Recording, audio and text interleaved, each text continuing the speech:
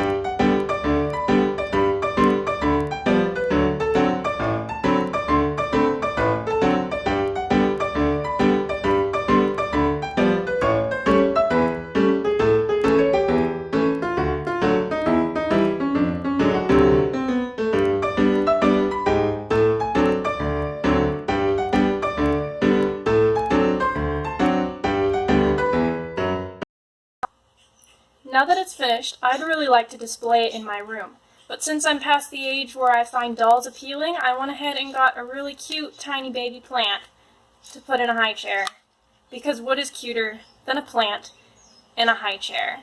I hope you enjoyed this. Like and subscribe if you're interested in following the channel. Happy crafting!